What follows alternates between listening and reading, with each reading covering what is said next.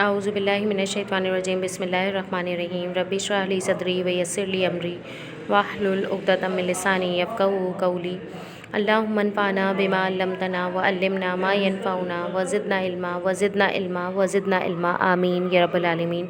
अस्सलाम वालेकुम क्लास। आज हमारा चैप्टर नंबर 5 स्टार्ट होगा और आप लोगों को मैं ये भी बता दूँ, ये जो चैप्टर है आपका ये जनवरी के अंदर इंक्लूड है और दिसंबर से इसका कोई ताल्लुक़ नहीं है। ठीक है, तो आप लोगों के असेसमेंट में वही 4 चैप्टर आएंगे जो दिसंबर के अंदर आपको करवाए गए हैं और ये जनवरी का सिलेबस में स्टार्ट करें इसलिए कि अभी काफ़ी डेज़ बाकी हैं मंथ स्टार्ट होने में, तो हम अपना चैप्टर स्टार्ट कर लेंगे और चैप्टर लॉन्ग है ये। ठीक है, और इसकी वर्किंग भी ज़्यादा है तो हम थोड़ा थोड़ा करके इसको करेंगे और ये बहुत अच्छे तरीके से आपने इसको समझना है इसलिए कि देखिए ये हमारी बेस है इस्लामी अहकाम की इस्तिलाहात, यानी कि टर्मिनोलॉजीज़ हम पढ़ेंगे जो कि दीन इस्लाम के अंदर यूज़ होती हैं। जिस तरीके से हम केमिस्ट्री की टर्म्स पढ़ते हैं, बायो की टर्म्स पढ़ते हैं, मैथ्स की टर्म्स अलग हैं, तो इसी तरीके से इस्लाम के अंदर भी कुछ टर्मिनोलॉजीज़ हैं जो हमें पढ़ना ज़रूरी हैं एज़ अ मुसलमान।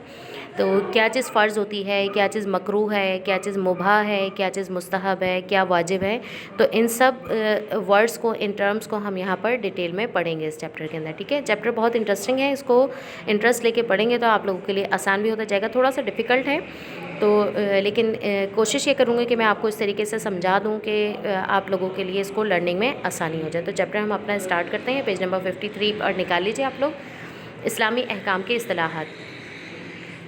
इस्लामी इबादत और अहकाम के मुख्तलिफ़ अज्जा के लिए बाज़ ख़ास इस्तिलाहात इस्तेमाल की जाती हैं। इस्तिलाहात टर्मिनोलॉजीज़ को कहा जाता है। ठीक है, टर्म्स हैं, स्पेशल टर्म्स होती हैं, ये इस्तिलाहात इस्तेमाल होती हैं। ये इस्तिलाहात और इनका मफ़हूम ज़ेल में दिया गया है। नंबर 1 हम पढ़ेंगे फ़र्ज़। फ़र्ज़ क्या चीज़ होती है? जैसा आप हमेशा पढ़ते आए ना कि नमाज फ़र्ज़ है, रोज़ा फ़र्ज़ है और हज जो है वो साहिब इस्तिताअत लोगों के ऊपर फ़र्ज़ है। तो फ़र्ज़ क्या चीज़ होती है उसको हम डिटेल में पढ़ेंगे। ठीक है, वो हुक्म जो कुरान और हदीस की कतई वाज़ेह दलील से साबित हो, फ़र्ज़ कहलाता है। यानी कि ऐसा हुक्म जो कि कुरान के अंदर वाज़ेह तौर पे दिया गया हो और उसके अंदर और उससे रिलेटेड अहादीस भी बहुत वाज़ेह हों तो उसको फ़र्ज़ कहा जाता है। जैसे कि कुरान के अंदर वाज़ेह तौर पे कहा गया है कि नमाज अदा करो और ज़कात दो, रोज़े रखो और हज अदा करो।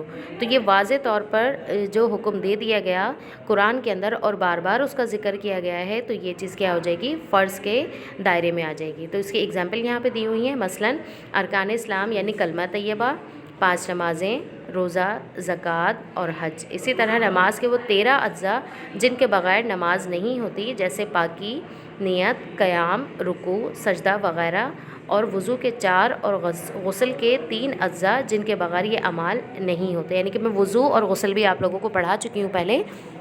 तो जिस तरीके से देखिए नमाज के कुछ फ़राइज़ हैं कि उसके लिए आपको पाक होना ज़रूरी है, नियत करना ज़रूरी है, रुकू और सजदे के बिना नमाज कंप्लीट नहीं होगी। तो ये सब चीज़ें क्या हैं? फ़र्ज़ हैं और इन सब चीज़ों का ज़िक्र जो है कुरान के अंदर मौजूद है कि नमाज़ पढ़ते वक्त पाकी इख्तियार करो, नमाज के लिए रुकू करो, सजदा करो। तो ये सारी चीज़ें जो हैं कुरान के अंदर बयान की गई हैं और इससे रिलेटेड बहुत सी अहादीस भी हैं।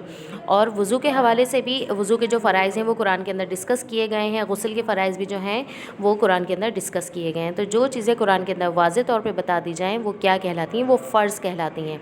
इस बात को अच्छे तरीके से अपने माइंड के अंदर बिठा लीजिएगा आप लोग। ठीक है, तो आइंदा कभी फ़र्ज़ का जिक्र आता है आगे के चैप्टर्स के अंदर, आगे के चैप्टर्स भी आपके डिफ़िकल्ट हैं, 8 क्लास है तो उसी लिहाज से आपके चैप्टर बनाए गए हैं। तो फ़र्ज़ क्या चीज़ होती है कि जिसका हुक्म कतई तौर पे यानी कि उसके तमाम रीज़न्स, तमाम प्रूफ्स के साथ उसको कुरान के अंदर बताया जाए, दलाइल के साथ बताया जाए तो वो चीज़ आपकी फ़र्ज़ करार दी जाती है। फ़र्ज़ भी 2 तरह के होते हैं। ठीक है, फ़र्ज़ की 2 किस्म होती है, अलिफ़ फ़र्ज़ ऐन और बे फ़र्ज़ कफ़ाया।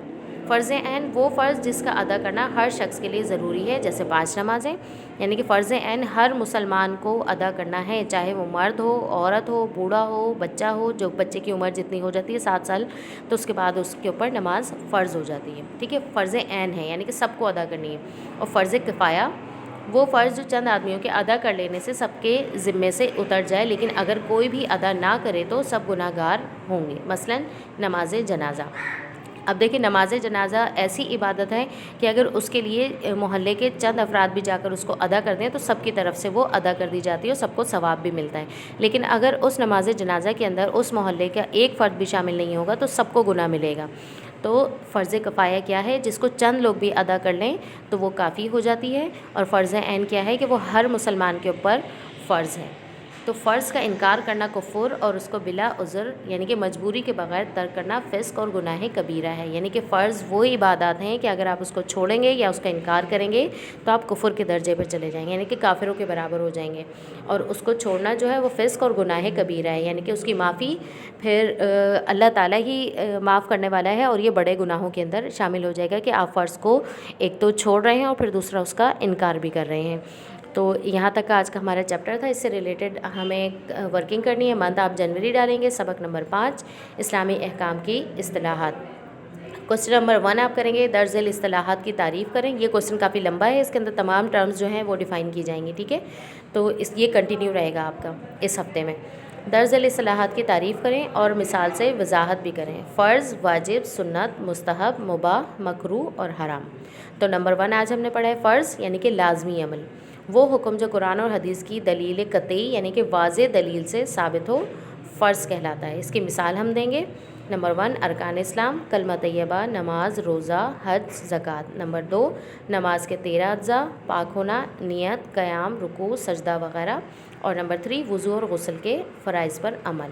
یہ ساری چیزیں جو ہیں یہ فرض کے اندر شامل ہوتی ہیں. یہاں تک کی ورکنگ کو آپ لوگ اس کو کمپلیٹ کر لیجیے گا. انشاءاللہ نیکسٹ لیکچر کے اندر ہم چیپٹر کو آگے لے کے چلیں گے. اللہ حافظ.